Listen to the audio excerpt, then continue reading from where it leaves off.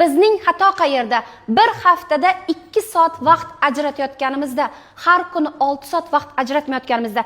Negaki bu biznes ham bitta kasb hisoblanadi. Tarmoqli marketing shunchaki ikkinchi kasb emas. Bu bizda bitta biznes kasb hisoblanadi. Bizning xatoyimiz bu biznesni kasb deb tan olmayotganimizda. To'g'rimi? Ya'ni bizda doimo ikkinchi ish deb o'ylayotganimizda.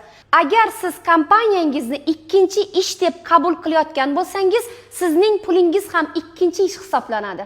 Bizning o'zimiz boshqa ishga vaqt ajratamiz, fokusimiz boshqa tomonda, lekin kompaniyadan birinchi ishning pulini kutamiz. O'zi vaqt ajratmayapmiz, kompaniyani odamlarga ikkinchi ish deb aytyapmiz. Sizning o'zingiz odamlarga kompaniyani ikkinchi ishim deb aytyapsiz. Ular sizni jiddiy qabul qilmaydi. Insonlar sizni qachon jiddiy qabul qiladi?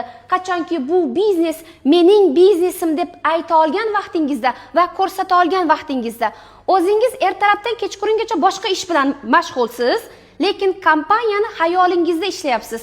Ertalab 9:00 dan 4:00 gacha birinchi ishingizga borasiz. Sizning fokusingiz, sizning energiyangiz 8 soatning ichida tugaydi. Soat 4 dan keyin kim bilan gaplashmoqchisiz?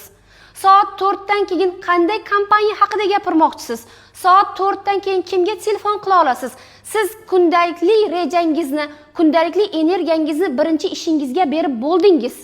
Ikkinchi ish esa sizda bu kompaniya hisoblanadi. Shuning uchun ham bizning biznesimiz rivojlanmayapti. Biz o'zimizni biznes qilganday bo'lib xayolda yuribmiz. Aslida esa bizning birinchi energiyamiz va mana shu kompaniyaga nisbatan o'z-o'zidan ikkinchi qilib qo'yayotganimiz bu bizni biznesda to'xtatib qo'yapti. Mening sizga maslahatim, insonlarga kompaniyani mening ikkinchi ishim deb aytmang. Birinchi ishingiz bormi? Ikkinchi ish haqida umuman gapirmang. Ya'ni siz insonlarga qachonki o'zingizning biznesingizni o'zingiz jiddiy qabul qilib aytgan vaqtingizda, ular sizning biznesingizni jiddiy qabul qiladi. Bo'lmasa doimo ikkinchi ish deb aytganingizda, sizda doimo ikkinchi ishday bo'lib pul yo'q bo'lib yuraverasiz.